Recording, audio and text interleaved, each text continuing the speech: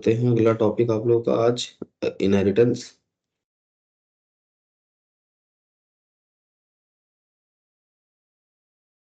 देखिए ये रहा वीडियो लिखा भी हुआ है मैंने आप लोगों के उसी में फोल्डर में ही। देखिए हमने पूरा कस्टमर का क्रिएट किया था और रेस्टोरेंट का आप लोगों को टास्क दिया था। विजिबल है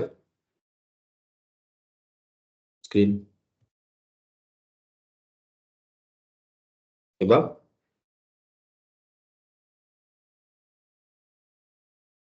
सत्यम आवाज आ रही है?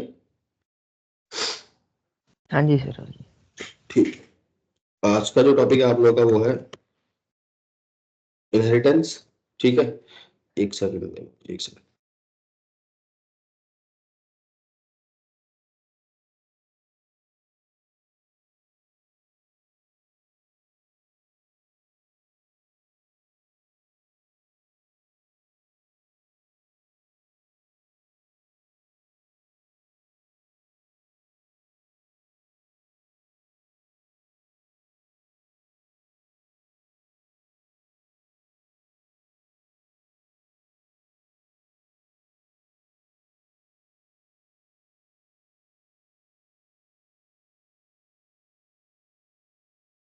ठीक है, तो इनहेरिटेंस का हम कैसे फ्लो रखेंगे कि पहले हम लोग कुछ एग्जांपल्स देखेंगे। ठीक है, और उसके बाद व्हाट गेट इनहेरिटेड इस वाले क्वेश्चन पर बात करेंगे। अच्छा, सबसे पहली चीज तो आप लोगों को आइडिया है ही कि मेनली इनहेरिटेंस अगर बायो की लैंग्वेज में बात किया जाए तो क्या होता है, किसी को पता है? हाँ, और इनहेरिटेंस की जरूरत क्या है? नॉर्मल भी कोड हो जाता है, इतना इजी टॉपिक है। मेनली होता क्या है कि एक क्लास आपकी पेरेंट की क्लास होती है, ठीक है, और एक क्लास आपकी चाइल्ड की क्लास होती है। और इस चाइल्ड की क्लास के पास ये पावर है कि वो आपकी पेरेंट की सारे मेथड्स और इंस्टेंस वेरिएबल को एक्सेस कर सकता है। ठीक है, ये सारी चीज मैं दिखाऊंगा अभी। सबसे पहले एक चीज पे बात कर लेते हैं कि रीजन क्या है, क्या बेनिफिट होता है कि अगर मैं इनहेरिटेंस का यूज करके कोड करूँ तो। इनहेरिटेंस बहुत इजी टॉपिक है, मुश्किल नहीं है, लेकिन जो लोग इसका यूज करके कोड कर पाते हैं ना तो वो काफी सही कोड लिख पाते हैं और आप ज्यादातर इस चीजों को यूज भी कर पाओगे। देखो एग्जाम्पल अगर मैं बताऊं तो बेनिफिट क्या होता है कि, और यूज कब करना है, कि मान लो आप लोग यूडेमी के डेवलपर हो, ठीक है, आपको बनाने को बोला गया तो आपको ये चीज, आपको पूरा कोड क्रिएट करने को बोला गया यूडेमी से रिलेटेड जो भी होता है। तो सबसे पहली चीज कि आपको इसके अंदर करना क्या क्या पड़ेगा, आपको एक क्लास आपको ट्रेनर की बनानी पड़ेगी, ठीक है, एक क्लास आपको स्टूडेंट की बनानी पड़ेगी। ठीक है, ये दो क्लास तो कंपलसरी है जो आप लोग बनाओगे। तो थोड़ा सा देख लेते हैं क्या क्या होगा ट्रेनर और स्टूडेंट की क्लास में। ट्रेनर और ये आपका स्टूडेंट, ठीक है। तो इसमें अगर देखा जाए तो ट्रेनर की क्लास में इंस्टेंस वेरिएबल क्या हो सकता है, ट्रेनर का नेम हो सकता है, ठीक है, उसका मान लो इंस्टेंस वेरिएबल ना लेके मैं फंक्शन की बात करता हूँ डायरेक्टली। नेम और बाकी चीजें तो लोगी। ट्रेनर के पास ये पावर होनी चाहिए कि वो रजिस्टर कर सके, ठीक है, ट्रेनर के पास एक पावर होनी चाहिए कि वो लॉग इन कर सके। ट्रेनर के पास एक फंक्शन होना चाहिए जो कि एनरोल कोई भी कोर्स को क्रिएट कर सके, ठीक है। और ट्रेनर के पास बस इतने ही लेके चलते हैं। सेम इसी तरीके से स्टूडेंट के पास रजिस्टर की पावर होनी चाहिए कि कोई भी स्टूडेंट है वो भी किसी भी कोर्स में रजिस्टर कर सकता है, मतलब अपनी आईडी बना सकता है यूडमी पे आके। लॉगिन की पावर होनी चाहिए कि वो भी लॉगिन कर सके। और क्या होता है कि एनरोल कर सके, एनरोल इनटू द कोर्स, कि कोर्स में किसी भी कोर्स में वो एनरोल कर सके। तो इस कोड को अगर आप ध्यान से देखोगे तो यहाँ पे आप लोगों को ध्यान से दिख रहा होगा कि ये जो रजिस्ट्रेशन और लॉगिन का कोड है ये मेरे को बार बार लिखना पड़ रहा है, दो बार अलग अलग पोर्शन से लिखना पड़ रहा है, ठीक है।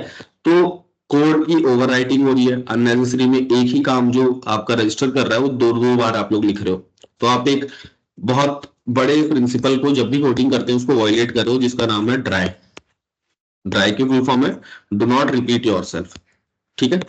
तो इस इस प्रोसीजर से लेके अगर मैं इस तरीके से कोड को लिखता हूँ कि मैं रजिस्ट्रेशन, लॉगिन और क्रिएट सब अलग अलग लिखूं और इस वाले में भी अलग अलग लिखूं, तो मेरे को एक ही पोर्शन को, चाहे एक ही कोड के फंक्शन को बार बार लिखना पड़ेगा, क्योंकि सही नहीं है। ठीक है, तो इसीलिए आपका इनहेरिटेंस काम में आता है। क्यों? क्योंकि आप क्या करोगे, इन 2 क्लास बनाने की जगह मैं 3 क्लास बना दूंगा। 3 क्लास कैसे? कि एक क्लास मेरी किसकी रहेगी? यूजर की। ठीक है, और यूजर के क्लास के अंदर आपके पास कोड रहेगा पहला रजिस्ट्रेशन का, ठीक है, और दूसरा आपका लॉगिन का। ठीक है, और मैं इस आपके यूजर की क्लास से 2 क्लास को इनहेरिट करवा दूंगा, जिसका नाम है आपका रजिस्ट्रेशन, आपका ट्रेनर, और आपका क्या कहते हैं, स्टूडेंट। ठीक है, अब ट्रेनर की जो क्लास है उसमें डायरेक्टली आप एक ही फंक्शन लिख सकते हो, जिसका नाम है आपका क्रिएट कोर्स, और एक स्टूडेंट की क्लास है उसमें आप एक ही फंक्शन लिख सकते हो, जिसका नाम है इनरोल इनटू द कोर्स, या इनरोल कोर्स, कोर्स इनरोल, जो भी लिख लो। ठीक है, आप एक ही फंक्शन लिख सकते हो। तो इससे आप लोगों को दिखाई भी दे रहा होगा कि कितना नीट एंड क्लीन कोड है, क्योंकि ट्रेनर जो है एट द एंड में आपकी वेबसाइट का, यानी कि यूडमी का, है तो यूजर ही, और स्टूडेंट जो है वो भी आपका यूजर ही है। तो मैं बस एक सिंगल सी कंडीशन लगा के कि ये यूजर है कि ट्रेनर है, एक नया कोई कॉलम डेटाबेस में बना के एक ही क्लास से उसको इनहेरिट करके कोड को कर सकता हूँ। कोई दिक्कत नहीं है इस वाले पोर्शन से, तो यही आपको बेनिफिट देता है। ठीक है, और इसी पोर्शन से आप लोग कोड भी करते हो। तो अगर मैं आप लोगों को एग्जांपल दूं इसी कोड का कैसे लिखना है, तो ध्यान देख लो एक बार कि मैं क्या लिख रहा हूं। एग्जांपल है ये आपका, एक क्लास बना रहा हूं मैं आपकी यूजर की, उसके अंदर आपके फंक्शन कंस्ट्रक्टर है, मान लो इनिट अंडरस्कोर अंडरस्कोर, ये आपका सेल्फ से कनेक्टेड है। ठीक है, कॉलन सेल्फ डॉट नेम की वैल्यू में कुछ भी ले रहा हूं, जैसे रोहित ले लिया, सेल्फ डॉट आपकी जेंडर की वैल्यू में मैं ले रहा हूं। ठीक है, इसके अंदर आपका एक फंक्शन है डीईएफ, इस फंक्शन का नाम है लॉगिन, सेल्फ से कनेक्टेड है और प्रिंट कर रहा है लॉगिन। ठीक है, मैं नीचे आता हूं, आपकी एक और क्लास बनाता हूं जो कि चाइल्ड क्लास है, और ये जो आपकी है अभी हमने देखा भी था एग्जांपल में, ये आपकी पेरेंट क्लास है। ठीक है, तो चाइल्ड क्लास में जो हमने अभी लिया था कि मैं एक स्टूडेंट की क्लास बना रहा हूं, कॉलन एंटर। अब स्टूडेंट के अंदर एक फंक्शन है आपका, अच्छा देखो इसमें ना कुछ एरर आएगा, तो एरर को भी हम लोग समझेंगे, लेकिन उससे पहले देख लेते हैं DEF underscore underscore init underscore underscore self से कनेक्टेड है, ये आपका self dot roll number is equal to मान लो उसका 100। ठीक है, नीचे आता हूं, एक और इसके अंदर फंक्शन है डीईएफ इनरोल नाम से, जो कि ये भी सेल्फ से कनेक्टेड है और प्रिंट कर रहा है आपका इनरोल इनटू द कोर्स। ठीक है, अच्छा अब होता क्या है, इनहेरिटेंस ये आपने अभी दोनों अलग अलग क्लास बनाई है, आपने एक अपनी पेरेंट की अलग क्लास बनाई है यूजर की, और एक और अलग क्लास बनाई है स्टूडेंट की। अब इनहेरिटेंस करवाने के लिए कोई जादू नहीं होता, आपको क्या करना पड़ेगा, यहाँ पे एक ब्रैकेट ओपन एक ब्रैकेट क्लोज, और जो आपने क्लास का नाम लिख रखा है इसको कॉपी करके मैं यहाँ पे आके पेस्ट कर दे रहा हूँ, कहा गया, इसको यहाँ पे आके पेस्ट कर दे रहा हूँ यूजर को। तो यही आपका इनहेरिटेंस शो करता है कि ये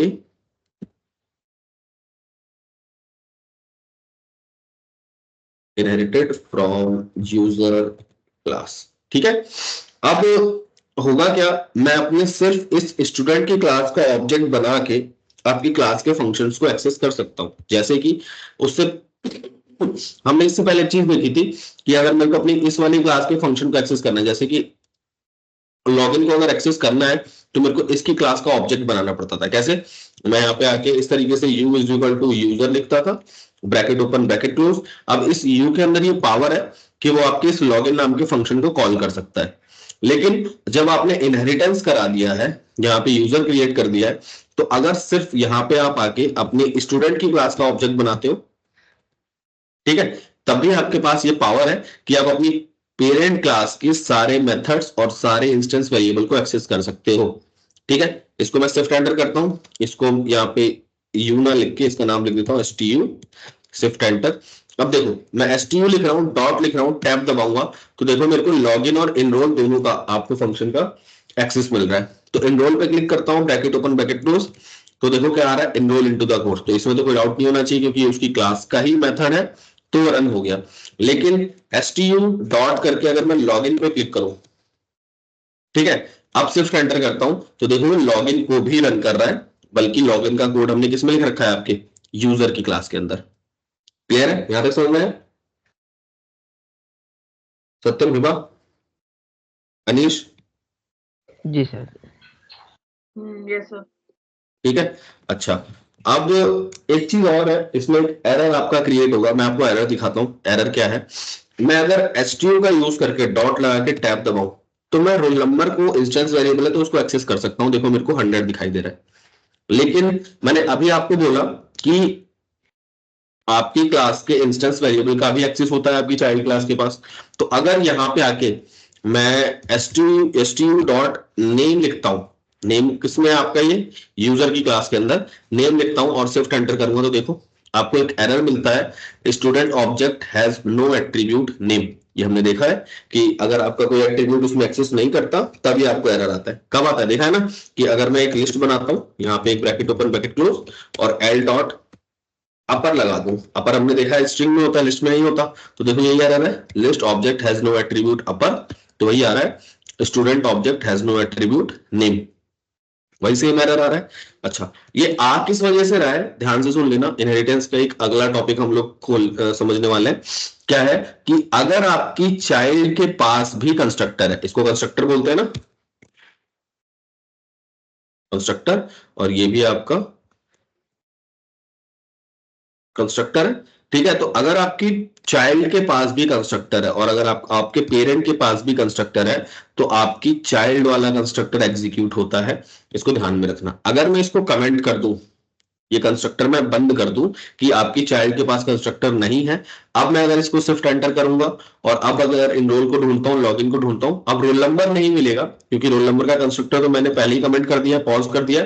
लेकिन देखो रोल नंबर नहीं मिलेगा, देखो नेम मिल रहा, student object has no attribute roll number. लेकिन अब मैं नेम को एक्सेस कर सकता हूं, देखो नेम मुझे रोहित यहाँ पे दिखाई दे रहा है। तो अगर आपकी चाइल्ड के पास भी कंस्ट्रक्टर है और आपके पेरेंट के पास भी कंस्ट्रक्टर है तो आपका चाइल्ड वाला एग्जीक्यूट होता है, ठीक है। और अगर आपकी चाइल्ड के पास कंस्ट्रक्टर नहीं है तो आपके पेरेंट वाला कंस्ट्रक्टर एग्जीक्यूट होता है। इसको दिमाग में रखिएगा, इंपॉर्टेंट टॉपिक है।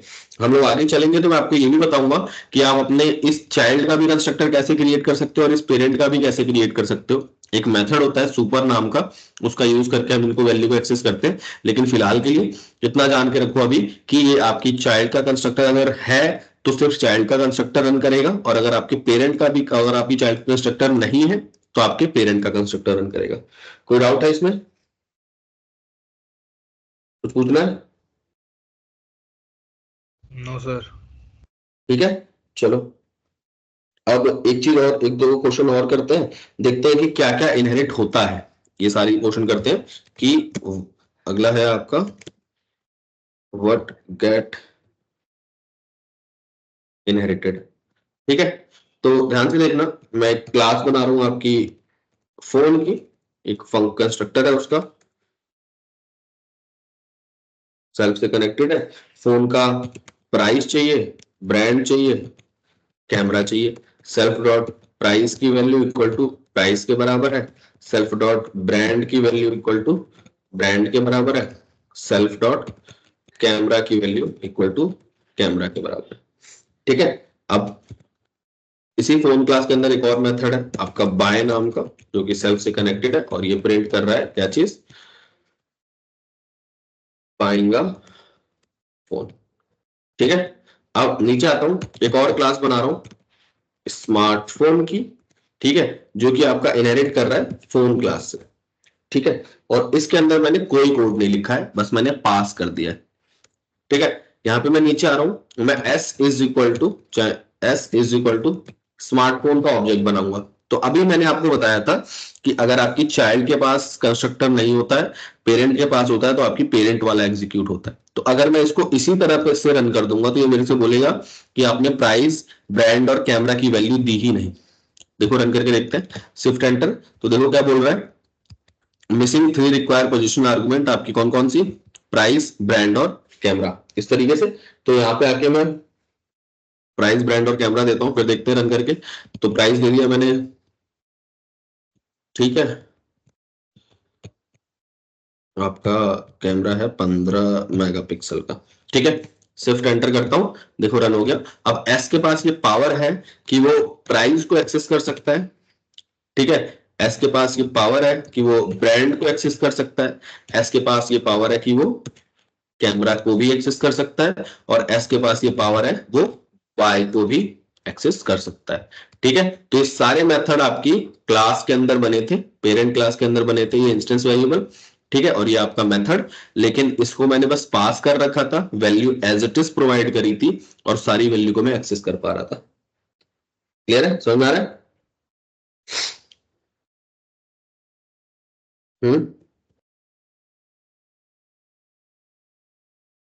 बोलो यार,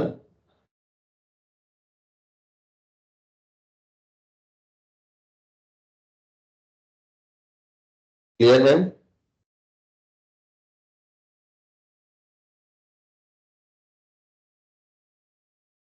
सत्यम, हिबा, यस सर यस। चलो ठीक है, कोई बोल ही नहीं रहा है। चलो ठीक है, मैं आप दिखा देता हूँ एक और क्या क्या इनहेरिट नहीं होता। तो child can not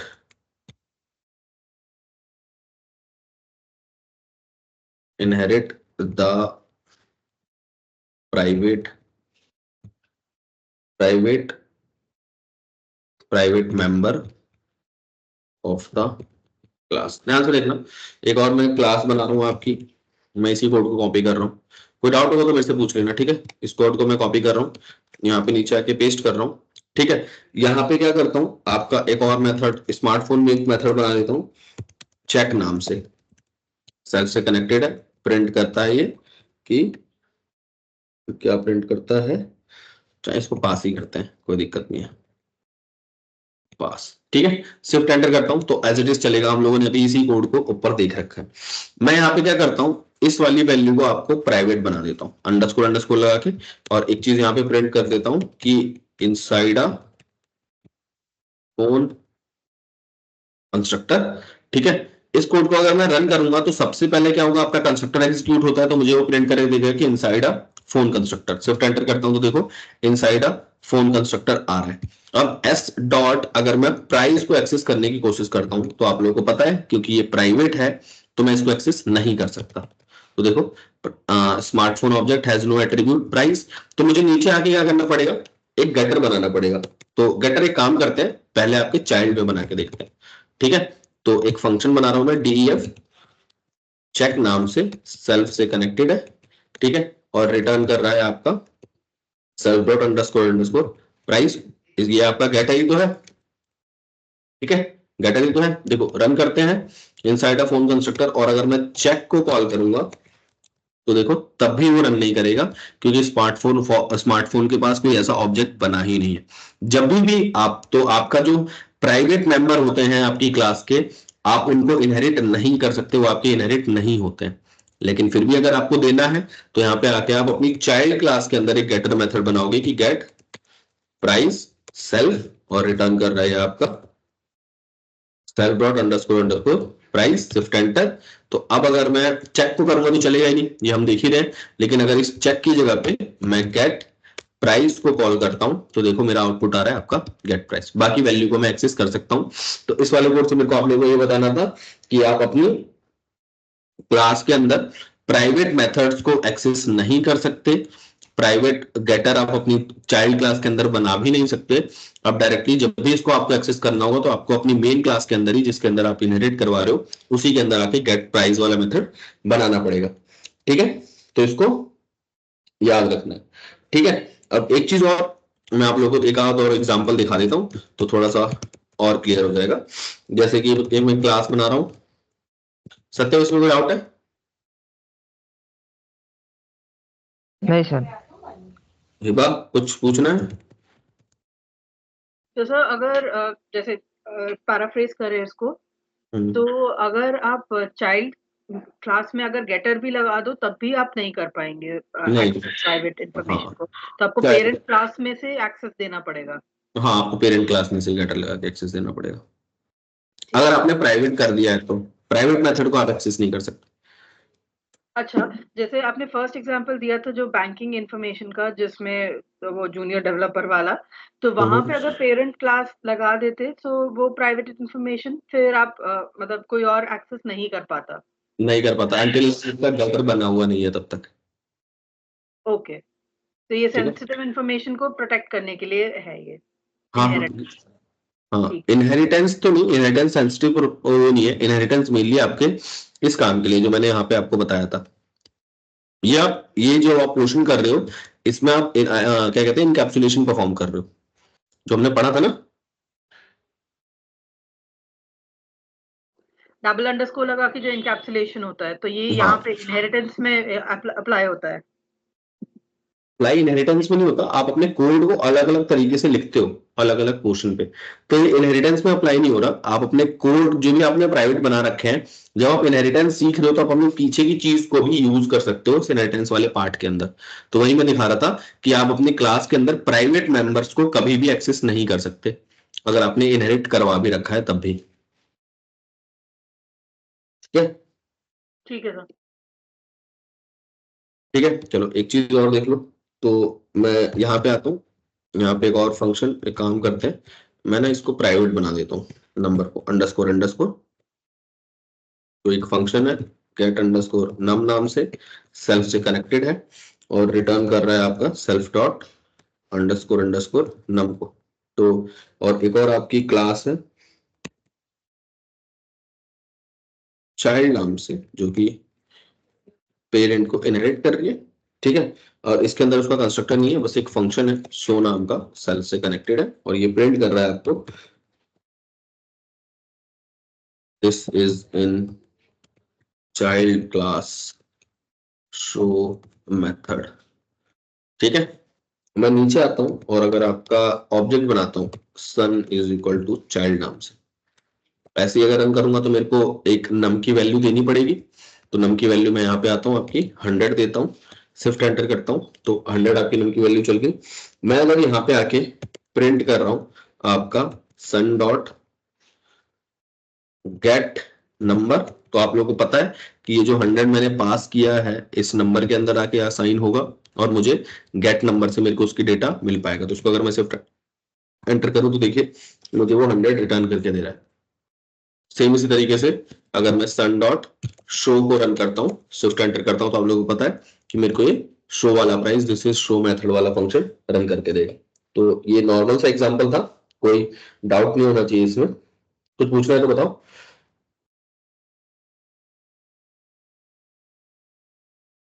hmm. Clear है ये क्वेश्चन समझ में आया? Yes, sir. ठीक है। अच्छा एक क्वेश्चन मैं आप लोगों से पूछता हूँ, आउटपुट बताना मेरे को क्या आएगा आउटपुट। एक क्लास है ए नाम से,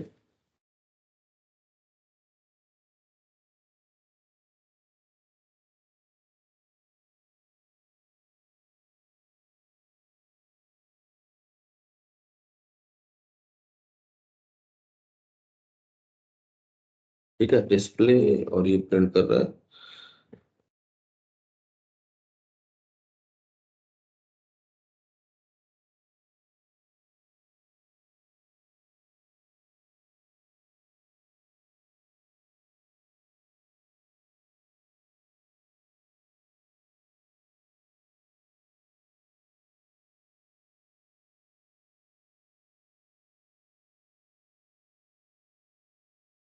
आउटपुट बताना ध्यान से देखो।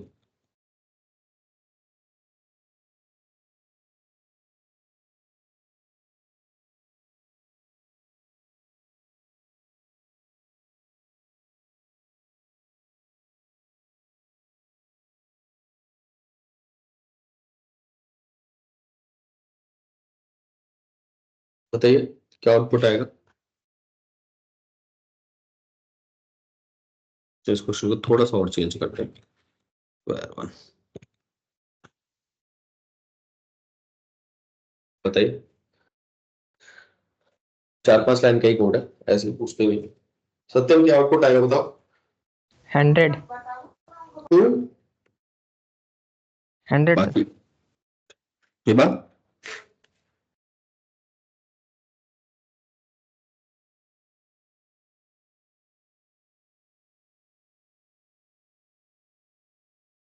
आपने फिर नीचे डिस्प्ले 200 क्यों लिखा है? मतलब नहीं, मुझे नहीं पता। ठीक है, देखिए पहला क्या है ए, तो जैसे मैंने बी का ऑब्जेक्ट बनाया है तो ये इनहेरिट हो रहा है ए से, और ए से इनहेरिट हो रहा है तो डीईएफ अंडरस्कोर अंडरस्कोर इनिट के अंदर सेल्फ डाल रखा है, और सेल्फ डॉट var1 की वैल्यू मैंने 100 कर रखी है। एक फंक्शन बनाया है डीईएफ डिस्प्ले वन नाम का, उसके अंदर सेल्फ ले रहा हूं जो कि मेरा ऑब्जेक्ट है, और var1 जो भी इस डिस्प्ले वन को यूज करेगा उसको एक var1 वाला डेटा देना पड़ेगा, ठीक है। और यहाँ पे मैं प्रिंट करा रहा हूँ क्लास ए सेल्फ डॉट var1 को। अब बी के अंदर आपका एक डिस्प्ले टू नाम का फंक्शन है, सेल्फ से कनेक्टेड है, और क्लास बी के अंदर सेल्फ डॉट var1 वो प्रिंट कर रहा है। मैंने बी का ऑब्जेक्ट बनाया, आपका एक कंस्ट्रक्टर सबसे पहले एक्टिवेट होगा तो सेल्फ डॉट var1 के अंदर 100 वैल्यू असाइन हो जाएगी, ठीक है। डिस्प्ले वन मैंने रन किया और ये 200 भेजा, और ये 200 यहाँ पे चला गया, और यहाँ पे जाने के बाद मैंने सेल्फ डॉट var1 बनाया, तो मेरे को जो आउटपुट है ये 100 वाला, देखिए वही रन होगा, क्लास ए आपका 100। क्योंकि अगर मैंने यहाँ पे आके सेल्फ डॉट var1 की वैल्यू को अपडेट किया होता var1 के बराबर, जो कि आपकी यहाँ पे आ रही है, तब जो मेरा यहाँ पे जो आउटपुट आता वो 200 आता, देखो तब जो आउटपुट आ रहा है 200 आ रहा है, लेकिन मैंने इस वैल्यू को बस एक्सेप्ट किया था, इसको रन नहीं किया था, ठीक है ठीक है ठीक है ठीक है।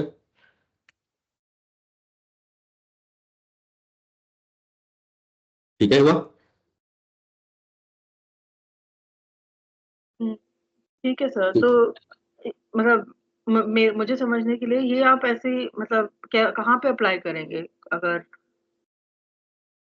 ये कहाँ पे अप्लाई करेंगे, ये वाला ये पार्ट है कि मैंने आपको एक एग्जांपल दिया तो था ये वाला, कि मान लीजिए आप कोई क्लास बैठ के बना रहे हैं, ठीक है, और आपके क्लास के अंदर मल्टीपल क्लास बन रही है जिसका नीड भी नहीं है, आप उसको किसी एक सेपरेट क्लास के अंदर बना के सेट कर सकते हैं। इसीलिए पहले जब स्टार्ट किया था तो मैंने ये वाला एग्जांपल दिया था कि आप जब भी कोई क्लास बनाते हो तो ऐसे बैठ के ब्लूप्रिंट बनाते हो कि मुझे क्या क्या बनाना है, ट्रेनर के अंदर कौन कौन से मेथड लगेंगे, आपकी स्टूडेंट के अंदर कौन कौन से मेथड लगेंगे, और फिर उन सब मेथड में देखते हो कि कॉमन मेथड्स कौन कौन से हैं आपके, तो उन्हीं कॉमन मेथड को आप एक एज अ सेपरेट क्लास बना देते हो। जो आपकी सेपरेट क्लास ये रही जो कि मैंने यूजर नाम की बनाई थी, और बाकी के दो दो मेथड है, ठीक है, बाकी जो दो आपकी क्लास है उनके अंदर इस यूजर को आप इनहेरिट करवा देते हो, इसके अंदर और इसके अंदर। तो होता क्या है, इससे आपका कोड काफी क्लीन रहता है, कभी भी कोई एरर आता है, कभी भी कोई इशू आता है तो आपका एक अननेसेसरी मतलब बार बार कोड को रिपीट नहीं कर रहे हो, बहुत अच्छे पोर्शन से लिख पा रहे हो, इसलिए यूज करना होता है। और उनके मैं आपको यहाँ पे डिफरेंट डिफरेंट तरीके बता रहा हूँ कि ऐसा होगा तो किस तरीके से आउटपुट आएगा, और दूसरे तरीके से होगा तो किस तरीके से आउटपुट आएगा, ठीक है। ठीक है सर। देखिए लास्ट आज का ये वाला टॉपिक है, कल मैं आप लोगों को सुपर बताऊंगा। टॉपिक क्या है आपका? मेथड ओवरराइडिंग,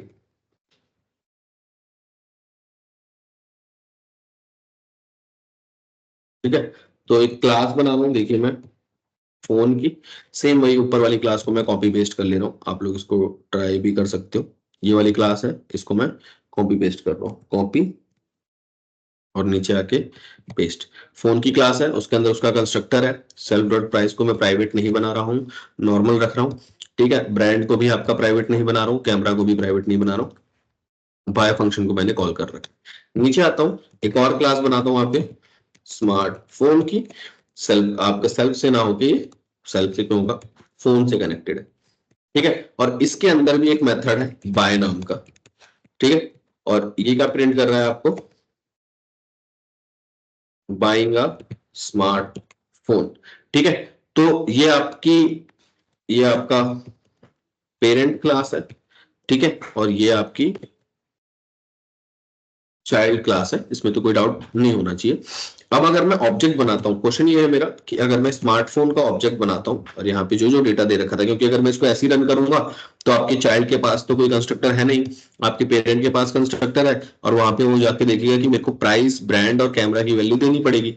तो मैं यहाँ पे आता हूँ, ठीक है, और आपकी इस वैल्यू को मैं कॉपी कर रहा हूँ, नीचे आता हूँ, इसको यहाँ पे आके आपकी वैल्यू को पेस्ट कर दे रहा हूँ, ठीक है। अब अगर मैं इसको शिफ्ट एंटर करता हूं तो रन हो जाएगा, इनसाइड अ फोन कंस्ट्रक्टर आ गया। क्वेश्चन मेरा ये है कि अगर मैं एच डॉट बाय को कॉल करूंगा तो कौन सा वाला रन होगा? सत्यम, क्योंकि आपके पेरेंट के पास भी बाय है और आपके चाइल्ड के पास भी बाय है, कौन सा वाला रन होगा? चाइल्ड वाला। ठीक है, चाइल्ड वाला रन होगा। क्या रीजन है? सेम वही, आपका ये जो इनिट है ये भी एक तरीके का मेथड ही है, और बाय भी जो है ये भी एक तरीके का मेथड ही है। तो अगर आपकी चाइल्ड के पास भी सेम मेथड होता है, मैंने बताया था अभी ऊपर कि अगर आपकी चाइल्ड के पास भी कंस्ट्रक्टर होता है और आपके पेरेंट के पास भी कंस्ट्रक्टर होता है तो आपकी चाइल्ड वाला कंस्ट्रक्टर रन होता है। सेम वही कॉन्सेप्ट आपका इस बाय में भी लगेगा कि वही सेम मेथड आपके इस चाइल्ड के पास भी है और वही सेम मेथड आपके इस पेरेंट के पास भी है, तो आपका ये चाइल्ड वाला मेथड रन होगा मेरे को, ठीक है। इसके बाद हम लोग एक तरीका देखेंगे कि अगर मुझे मान लो अपने इस पेरेंट के बाय को भी कॉल करना हो तो हम लोग किस तरीके से करेंगे, लेकिन फिलहाल के लिए इसको एक बार रन करके देख लो अपने एंड पे कि किस तरीके से चल रहा है, तो मैं एक बार आपको सुपर भी बता देता हूँ। इसमें कोई डाउट है हिबा?